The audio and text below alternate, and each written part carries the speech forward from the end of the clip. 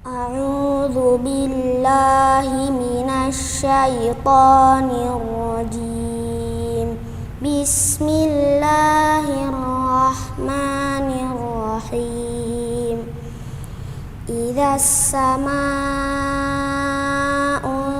fatarat wa idzal kawakibu intatharat wa idzal biharu fujjirat wa idzal quburu bu'thirat alimat nafsum ma qaddamat wa akharat ya ayyuhal insanu ma gharraka bi rabbikal karim alladzi khalaqaka fasawwaka fa'adalak fi ayyi suratin ma syaa rakkabak kalla bal tukadzibuna biddin wa inna 'alaikum lahafidhin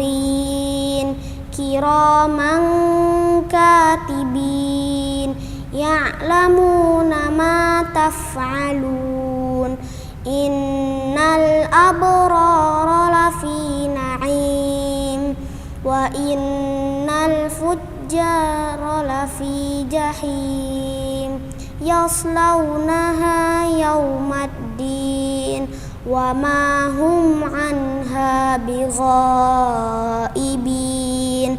wa ma adraka ma yawmuddin summa ma adraka ma yawmuddin yawma la tamliku nafsun li nafsin syai'a wal amru yawma idzin lillah.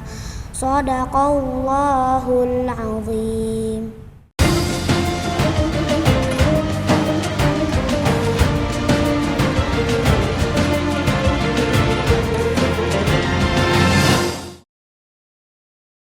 Bismillahirrahmanirrahim. Assalamualaikum warahmatullahi wabarakatuh. Alhamdulillahi rabbil alamin. Wassalatu wassalamu ala rasulillahil karim wa ala alihi wa sahbihi wa dhurriyyatihi wa ummatihi ila yaumiddin wa ba'du. Pemirsa, saudara-saudariku dimanapun Anda berada, alhamdulillah kita berjumpa kembali dalam program Aku Suka di hari ke-24 Ramadan, dan seperti biasa kita mengawali jumpa kita dengan bermohon berdoa kepada Allah Subhanahu wa taala. Semoga seluruh aktivitas ibadah kita dari hari pertama Ramadan sampai dengan hari ke-24 ini berkenan diterima oleh Allah Subhanahu wa taala dengan penerimaan terbaik. Pun demikian, kita juga bermohon kepada Allah semoga Allah berkenan menghapuskan segala kesalahan-kesalahan kita dan mengampuni dosa-dosa yang pernah kita perbuat sejak kita balik sampai dengan detik di hari ke-24 di bulan Ramadan di tahun ini.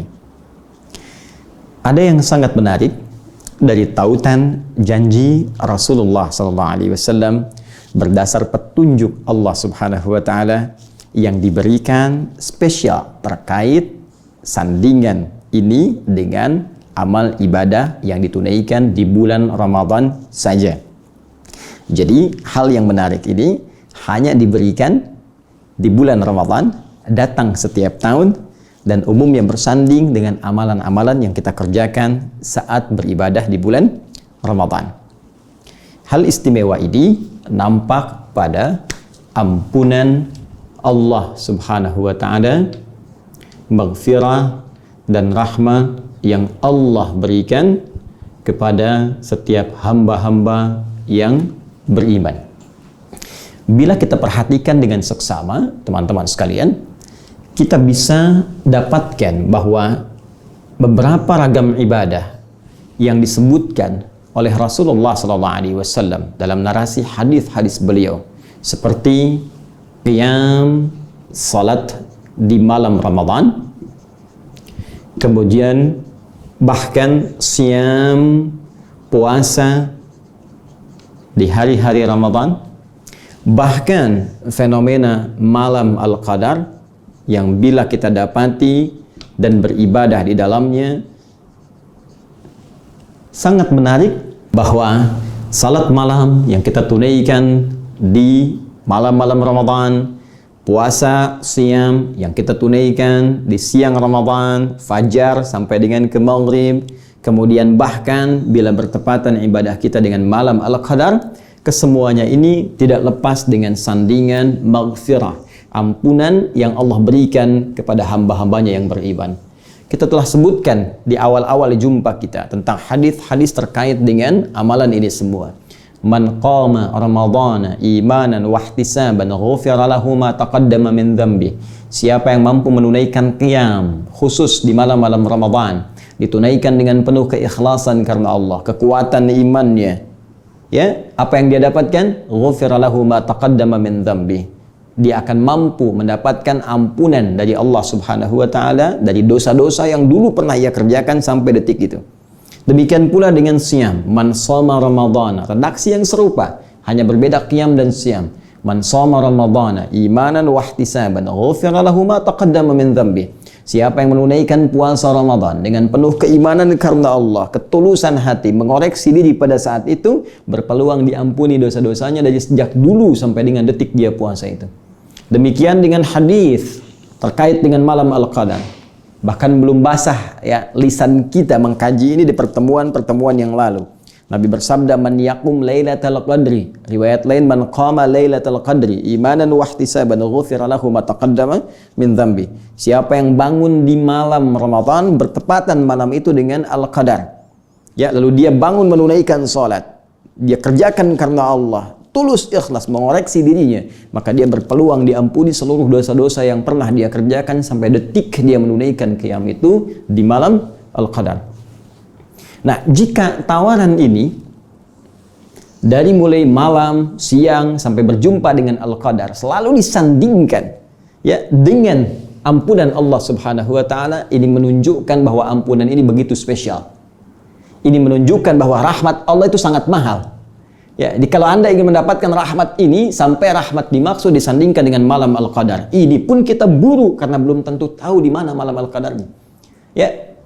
Atau skalanya kita turunkan sedikit untuk mendapatkan maghfirah Allah Subhanahu wa taala yang spesial sifatnya. Ya, saya katakan spesial karena ini disandingkan dengan amalan khusus tahun sekali, Ramadan saja. Baik qiyam ataupun siamnya. Di luar Ramadan pun ampunan Allah terbentang luas, tak pernah disekat oleh apapun kecuali dihijab oleh kematian. Wafat, selesai. Sebelum wafat ada peluang mendapatkan ampunan Allah Subhanahu wa taala. Hanya karena ini disebutkan, disandingkan dengan waktu yang spesial, amalan spesial, maka ampunan ini pun menjadi spesial bagi kita umat Islam karena langsung dibentangkan oleh Allah melalui lisan Rasulullah di waktu dan momentum yang sangat mulia. Nah, sekarang pertanyaannya, kita memiliki dua persoalan di sini. Satu, dari sekian salat yang telah kita tunaikan di malam Ramadan dan siam yang telah kita lakukan sampai hari ke-24 ini. Artinya kalau qiyam sudah 24 kali kita qiyam. Kalau siam ini pun hari ke-24, 24 kali kita menunaikan puasa. Malam Al-Qadar belum tahu kita dapatkan atau tidak. Wallahu a'lam. Kita ukur dengan dua saja dulu. Jadi kalau kita tiap malam minta ampun, Allahumma innaka afuwun tuhibbul afwa fa'fu anni. Siang kita juga mohon ampunan Allah Subhanahu wa taala. Sekarang sampai hari ke-24 ini, dari mana taunya kalau dosa kita sudah diampuni oleh Allah Subhanahu wa taala? Secara singkat, apa ukuran diraihnya ampunan Allah Subhanahu wa taala oleh setiap hamba? Ukurannya apa? Tandanya apa? Indikatornya apa? Ya, kalau secara singkat kan pemahamannya begini. Kita berusaha puasa, salah satunya supaya diampuni dosa kita. Selain mendapatkan pahala. Karena janjinya ada di situ. Kita qiyam malam, kita kerjakan dengan sifat tarawih itu. Salah satunya supaya diampuni dosa kita. Sekarang sudah hari ke-24. Tarawih sudah 24 kali. Siam sudah 24 kali. 24 hari kita kerjakan. 24 malam kita lakukan. Pertanyaannya, apakah selama sampai 24 ini? Apakah selama sampai 24 ini dosa kita sudah diampuni? Apa tandanya dosa kita diampuni Allah Subhanahu wa taala? Manfaat pembahasan ini akan menjadi penting untuk menentukan sisa 6 hari ke depan. Ya, kita akan keluarkan ukuran dari Al-Quran, ukuran dari hadis-hadis Nabi Sallallahu Alaihi Wasallam. Jika ukuran ini telah kita raih, maka kita pertahankan pola ibadah kita sampai 6 hari ke depan, sehingga stabil ibadah kita sampai selesai Ramadan. Dan stabilitas ini akan memberikan manfaat pasca Ramadan. Orang yang stabil ibadahnya saat Ramadan, maka itu akan memberikan pengaruh kepada dirinya.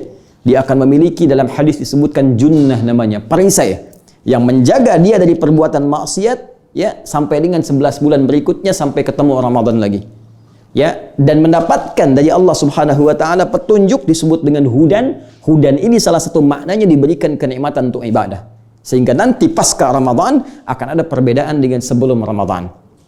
Baik. Sebaliknya, jika sampai hari ke-24 ini tanda dimaksud belum ada, ukuran ini belum tampak, ukuran ampunan dari Allah Subhanahu wa taala belum hadir, maka 6 hari ini kita maksimalkan mumpung masih ada Ramadannya. Ya, sebab kalau Ramadan sudah tuntas, belum tentu kita temukan orang yang semangat sholat malam lagi. Ya, karena belum tentu kita temukan, makanya orang yang bangun malam itu jadi sedikit, yang istighfar pun jadi minim. Ya, demikian pula yang puasa, apa bisa ditemukan puasa setiap hari selama sebulan? Belum tentu. Ya, paling kuat puasa Daud, sekarang puasa, besok tidak. Selanjutnya puasa, selanjutnya tidak. Atau Senin sampai dengan Kamisnya, itu pun tidak Selasa, Rabu, Kamis. Ya, Senin, Selasa tidak, Rabu tidak, baru Kamis. Dikenal dengan puasa Senin, Kamis. Atau Ayyamul Bid, menunggu pertengahan bulan. Ya, belum tentu kita mendapatkan anugerah seperti kita rasakan sekarang. Ya, karena itu dengan cepat teman-teman sekalian, apa ukuran bagi seseorang yang telah menerima ampunan dari Allah Subhanahu wa taala? Kita ambil beberapa turunan dari ayat-ayat Al-Qur'an. Kita keluarkan dulu misal Quran surah ke-5 Al-Maidah ayat ke-39. Ya. Sudah? Quran surah ke-5 Al-Maidah ayat ke-39. Paling kiri sebelah atas posisinya di mushaf. Yuk kita turunkan. Sudah. Faman taba min ba'di zulmihi. Siapa yang bertobat kembali ke jalan yang benar setelah ia melakukan perbuatan dosa yang melahirkan kegelapan pada dirinya.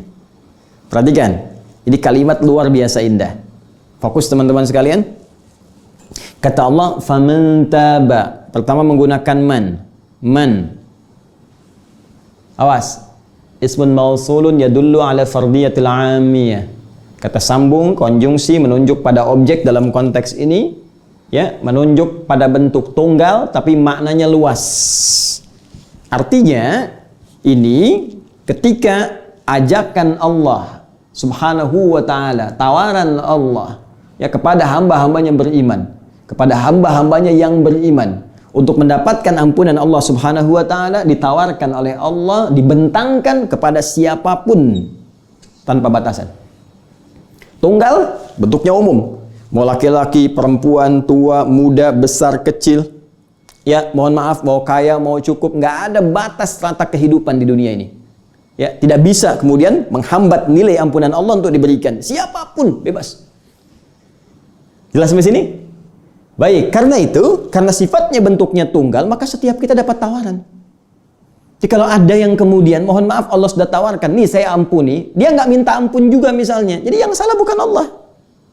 Ya, jadi kalau ada orang larut dalam kesalahan, diberikan kesempatan, dia tetap mengerjakan perbuatan buruk. Berarti yang salah bukan Allah. Allah sudah tawarkan, Anda nggak mau taubat. Anda nggak mau kembali. Dan kalimat ini sekaligus memberikan kesan bahwa taubat tidak bisa diwakilkan. Ingat, karena sifat panggilannya mengikat secara personal. Ya, silahkan terbuka untuk umum, tapi sifat taubatnya secara personal. Anak yang berdosa tidak bisa ayahnya yang minta taubat kepada Allah untuk anak. Karena itu Nabi Nuh alaihissalam ketika memintakan kepada Allah taubat untuk anaknya, nggak bisa. Anak yang salah, anak yang didorong. Orang tua bisa bermohon kepada Allah untuk melembutkan hati anaknya, memberikan arahan kepadanya, tapi yang menentukan kemudian anaknya. Apakah sikapnya ingin kembali atau tidak? Ya, demikian pula anak ingin minta ampunan untuk ayah, belum tentu juga kemudian bisa berlaku. Hati-hati. Ya, karena sifat permohonan ampunan kepada Allah sifat personal. Apakah kesungguhan pribadi kita mau kembali kepada Allah atau tidak? Satu. Taba.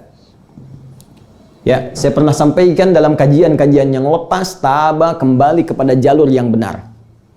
Kalau kembali pada yang benar, berarti pernah salah. Yuk kita rumuskan ya. Taba kembali pada jalur yang benar. Lawan benar, ya, lawannya adalah salah. Jadi kalau orang ingin kembali pada jalur yang benar, berarti dia pernah berbuat salah. Salah dalam narasi Al-Quran, diksinya disebutkan oleh Allah dengan kalimat su namanya. Su, jamaknya sayyiat. Su'un, jamaknya sayyiat. Ditemukan di mana Ustaz? Di Quran surah keempat An-Nisa. Quran surah keempat. Di ayat ke-17. Ya, ketika Allah menyandingkan kalimat taubat, disandingkan dengan kalimat su. Perhatikan kalimatnya. Ini kata kerjanya taba.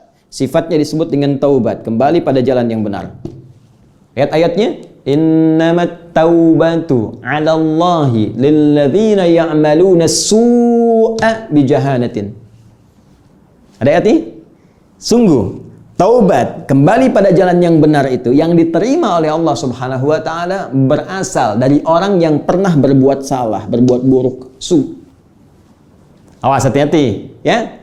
Hati-hati, artinya tawaran Allah yang diberikan pada setiap personal, hamba-hambanya, umum sifatnya, diberikan pada siapapun yang pernah salah. Sekarang saya tanya pada Anda, siapa di muka bumi ini yang tak pernah salah? Setiap kita pasti salah. Karena makhluk yang diciptakan tanpa salah, itu cuma malaikat. Karena tugasnya, tugas kebenaran saja. La ya'sunallaha ma amarahum wa yaf'aluna ma yu'marun. Demikian di Quran surah 66, ayat yang ke-6 itu. Tidak mungkin malaikat, tidak mungkin malaikat ya bermaksiat kepada Allah karena tupoksi mereka mengerjakan yang diperintahkan saja. Ada malaikat tasbih saja, tahmid, wa nahnu nusabbihu bihamdika wa nuqaddisu lak. Ya, di Quran surah ke-2 itu. Ayat ke berapa? Ayat ke-30 itu, teman-teman sekalian. Wa nahnu nusabbihu bihamdika wa nuqaddisu lak. Jelas? Kami hanya tasbih, hanya tahmid, takdis saja. Jadi nggak ada kerjaan yang lain. Ada yang bawa arasy saja. Ada yang nyabut nyawa saja. Ada yang nurunkan rizki dengan izin Allah. Jadi nggak ada peluang berbuat maksiat. Malaikat diciptakan dari cahaya dengan sumber takwa saja. Sementara manusia, selain ada jiwa takwanya, juga ada nafsunya. Awas, ini perbedaan dengan malaikat. Malaikat takwa saja, sedangkan manusia selain ada jiwa takwanya, ada nafsunya. Kalau kita perluas lagi, ada hewan. Hewan nafsu saja. Malaikat takwa saja. Manusia menggabungkan malaikat dan hewan. Ada takwanya, ada nafsunya. Dari mana taunya Ustadz kalau manusia punya potensi nafsu? Buka Quran surah ke-12. Quran surah 12 ayat ke-53. Ayat 53. Wa ma ubarri'u nafsi innan nafsa la ammaratum bisu. Nih su-nya muncul. Ya, kita nggak bisa menilai diri kita suci sepanjang kita masih manusia. Kenapa? Karena dalam diri manusia ada nafsu. Ya, nafsu. Dan nafsu itu cenderung memerintahkan kepada su, perbuatan salah. Nih korelasinya. Jadi kalau saya buat peta ke atas, ini manusia, ya kan? Manusia punya nafsu. Nafsu cenderung mengarahkan kepada yang salah. Salah disebut dengan su. Jadi, la ammaratun, cenderung memerintahkan. Gelombang perintah dari nafsu kepada anggota tubuh kita. Nafsu memerintahkan ke mata untuk melotot. Nafsu memerintahkan ke lisan untuk mencela. Nafsu memerintahkan kepada tangan untuk memukul. Nafsu memerintahkan ke telinga untuk mendengar ghibah. Itu rambatan sinyal perintah dari nafsu kepada organ tubuh yang akan berbuat su ini. Itu disebut fujur namanya. Fujur. Rambatan-rambatan keburukannya. Karena itu di Quran surah ke-91 Asy-Syams ayat 7-10 itu Allah berfirman, Wa nafsi wa ma sawwaha fa'alhamaha fujuraha wa taqwaha. Tergabung antara fujur dengan takwa. Karena ada potensi nafsu, maka cenderung manusia itu berbuat salah. Ustadz pun tak akan lepas dari kesalahan. Pasti. Ya. Sepanjang dia manusia. Makanya kalau ceramah ada yang keliru, ya wajar. Kenapa? Karena manusia. Maka Allah berikan kesempatan ada ustadz-ustadz lain untuk saling melengkapi. Di sini pentingnya para ustadz untuk bersinergi. Sebab kalau dicari kesalahan pasti akan ketemu. Karena manusia. Demikian juga dengan birokrat, diplomat, pejabat, rakyat. Semua dasarnya manusia pasti ada salah. Dan sebaik-baiknya hamba yang salah itu adalah hamba yang mau kembali kepada jalan yang benar. Ini poinnya. Dan ini yang membedakan manusia dengan setan. Ya, Adam manusia diberi oleh Allah isyarat kemanusiaan. Pernah berbuat salah, diizinkan oleh Allah berbuat salah. Untuk menunjukkan kepada anak cucunya nanti, sifat manusia bisa salah, caranya kembali. Ya, maka ketika Adam berbuat kesalahan itu dengan izin Allah, diberikan jalan untuk kembali, jalan taubat tadi. Untuk memberi petunjuk kepada kita anak cucunya yang bukan nabi, karena kita bukan maksum. Setan salah, setan gak mau taubat. Ya, ketika setan berbuat angkuh, salah. Ditawarkan taubat, sombong. Naik, ingin membuktikan kehebatannya lebih unggul dibandingkan manusia. Setan salah, setan nggak tobat. Manusia salah, sifat manusia tobat. Jadi kalau ada manusia hidup di bumi salah, nggak mau tobat juga, patut ditanya, dia manusia atau bukan? Itu poinnya. Nah, jadi Allahu Akbar, saya sering katakan jangan pernah menyimpulkan seseorang itu sempurna. Fala tuzakku anfusakum, jangan pernah menilai diri suci. Karena pasti ada kekurangan dalam diri kita. Sebaik-baiknya hamba yang salah itu, dia kembali pada jalur yang benar. Ya, saya ulangi ke sini. Manusia punya nafsu. Nafsu memerintahkan pada yang buruk, salah. Ya, karena ada amarah, fujur. Perbuatan salahnya disebut dengan su. Ketika manusia berbuat salah pun, bahkan sepanjang hidup dia sebelum dia wafat, sebelum sampai ajalnya ke tenggorokan, saking mulianya Allah kepada kita, spesial. Selama 30 hari, dalam 1 bulan, diberikan semua kesempatan siang, malam, waktu spesial. Siapa yang mau minta ampun? Siapa yang mau kembali? Siapa yang mau kembali? Siapa yang mau kembali? Langsung dipaksa. Karena kalau bukan Ramadan, ya nggak memaksa. Karena nggak dipaksa ini, sebagian orang tidak tergerak untuk mengerjakan itu. Tapi kalau Ramadan, dorongannya kuat. Puasa wajib, dipaksa puasa. Dengan puasa itu istighfar diampuni. Malam diberikan dorongan, walaupun sifatnya sunnah, kita pengen ngerjakan. Istighfar diampuni. Paksaan ini muncul karena sayangnya Allah. Kamu lahir bersih, jangan sampai pulang kotor. Dipaksa untuk minta ampun supaya Allah keluarkan rahmat untuk mengampuni kita semua. Jadi kalau dengan kasih sayang Allah ini belum juga mampu kita kembali untuk taubat, dengan cara apa lagi Allah mengampuni dosa kita? Jadi memang benar apa yang Nabi katakan, semua umatku ke surga, kecuali yang nggak pengen, illa man aba. Jadi kalau ada orang yang nggak tobat, memang dianya nggak pengen. Ini yang bahaya. Nah sekarang, ini yang menarik. Kembali ke Quran surah ke-5 ayat 39. Faman taba, siapa yang kembali pada jalan yang benar. Ya kan? Min ba'di zulmihi, setelah dia dalam kezaliman, kegelapan. Ingat, ini isyarat indah dalam Al-Quran. Orang yang berbuat salah, itu cenderung gelap. Hidupnya gelap. Ya, kalau gelap itu kan cenderung ada pada ketakutan, takut ketahuan orang, sifatnya sembunyi, ya, dari mulai takut diketahui, takut diawasi, takut nampak depan orang, pergaulan jadi terbatas, gelap hidupnya. Ya. Anda hidup di dunia itu untuk mendapatkan kesenangan, kenyamanan, keterangan. Kenapa memilih jalan yang gelap? Karena ini sudah fitrah. Orang yang menempuh jalur yang buruk, maka orang menyebutnya dia mengerjakan menempuh jalur kegelapan. Dia hidup di dunia gelap, kan? Nah, ini sudah fitrah, bahasa Quran begitu. Zulmun, gelap. Dan itu konotasi negatif. Dan Allah memberi jalan pada kita untuk keluar dari kegelapan menuju cahaya. Minadh dhulumati ilan nur. Bagaimana caranya?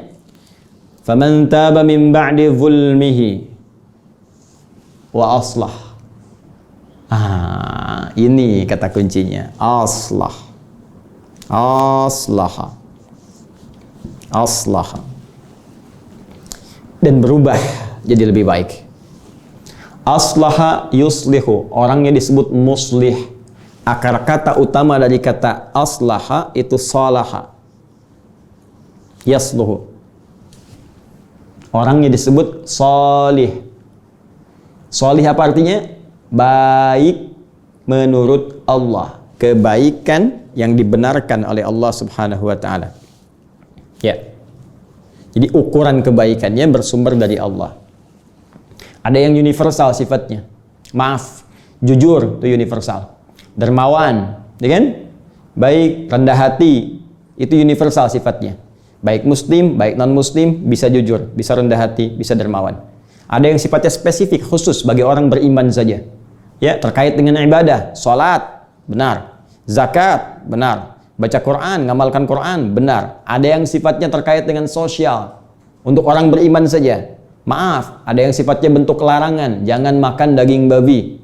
Ya, jangan minum minuman keras. Jangan narkotika, jangan terlibat di mirasantika. Itu kebenaran yang dibenarkan oleh Allah.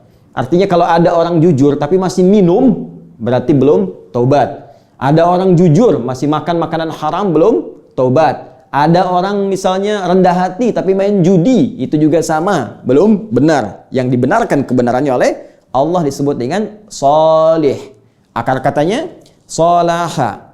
Kalau kita ingin berusaha berbuat lebih baik, lebih benar yang diridhai oleh Allah Subhanahu wa ta'ala, tambahkan hamzah di depannya. Ya, pindahkan harakat fathah ke sini. Ini matikan. Jadi aslah, yaitu berusaha menjadi lebih baik dari sebelumnya. Sesuai dengan petunjuk Allah Subhanahu wa ta'ala. Jadi ternyata, teman-teman, Allah memberikan indikator orang yang tobatnya diterima itu oleh Allah Subhanahu wa ta'ala. Dia kembali kepada jalan yang benar, meninggalkan perbuatan buruknya. Setelah itu ada usaha pada dirinya untuk memperbaiki diri. Jadi bukan sekedar berhenti dan diam, tidak. Misal, mohon maaf, mata digunakan untuk menatap hal-hal yang haram. Gambar yang terbuka, tontonan yang tidak wajar, Anda ingin taubat. Dari mana caranya? Dari mana tahunya kita bertobat? Kembali kepada Al-Quran. Lihat petunjuknya. Pertama, tinggalkan. Jauhkan perangkat-perangkat ini. Serius kita. Kalau mau ninggalkan, perangkatnya jauhkan. Kalau di handphone, uninstall.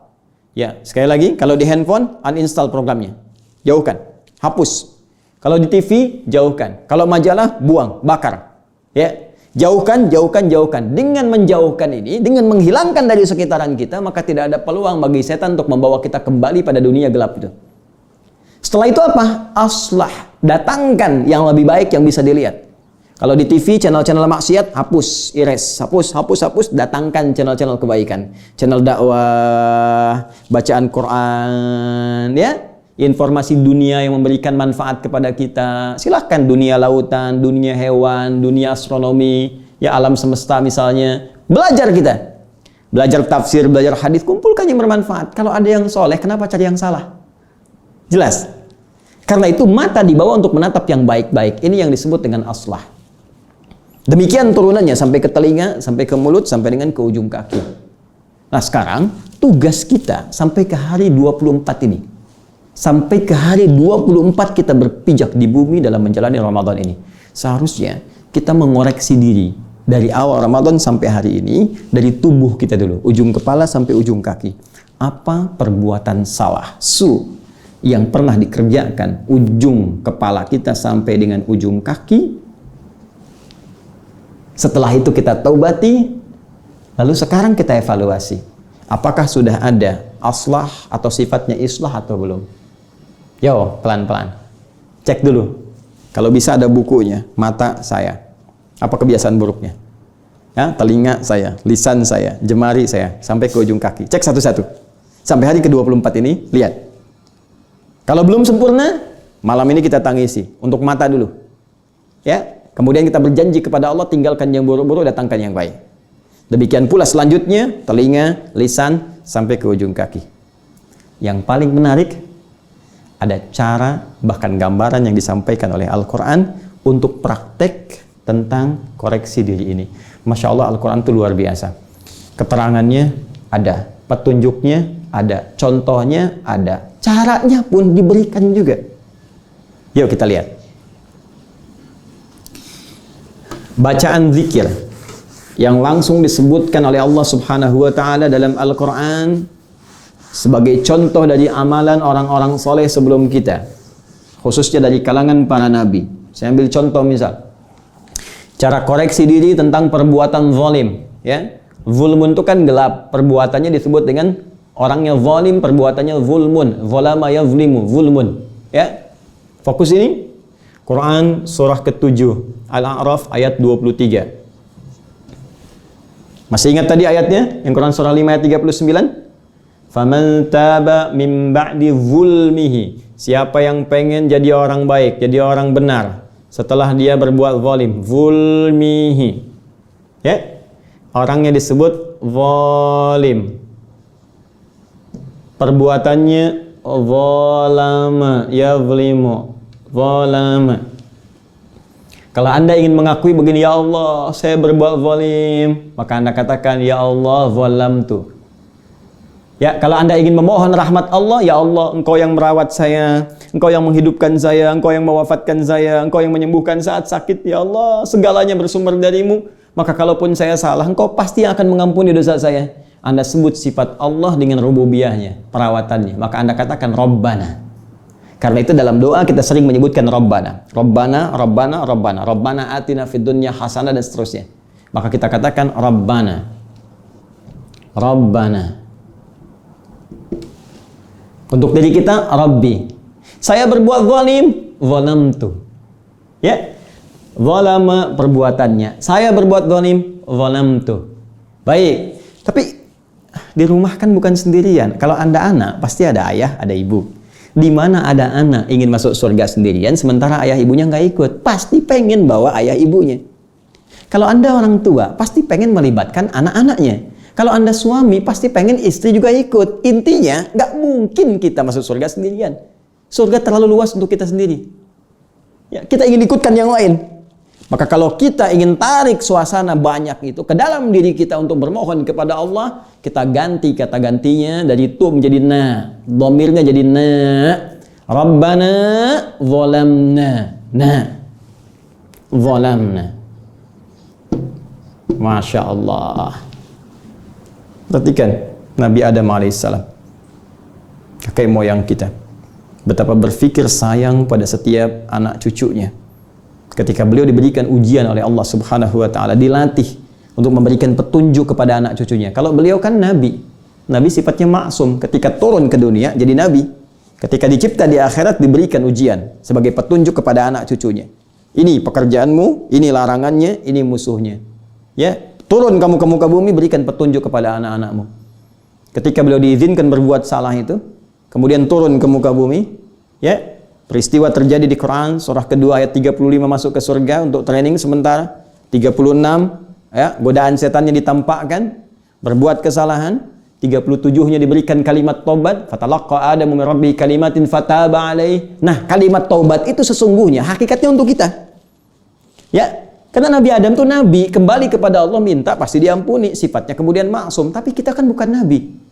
Karena itu peristiwa dari Nabi Adam itu diberikan petunjuk kepada anak cucunya supaya kalau salah nanti seperti ini cara istighfarnya. Seperti ini cara kembalinya. Ya. Bagaimana caranya? Saking sayangnya Adam alaihissalam beliau tidak mengatakan. Padahal bisa beliau katakan begini. Rabbana zalamtu nafsi. Aku salah ya Allah. Istriku pun salah. Ya. Tapi beliau melihat peluang boleh jadi akan ada anak cucuku terjebak oleh setan. Karena anak cucuku pun ketika turun nanti dari keturunan Adam alaihissalam, setan sudah berjanji akan menggoda mereka tanpa kecuali. Maka Adam katakan, Rabbana zalamna anfusana.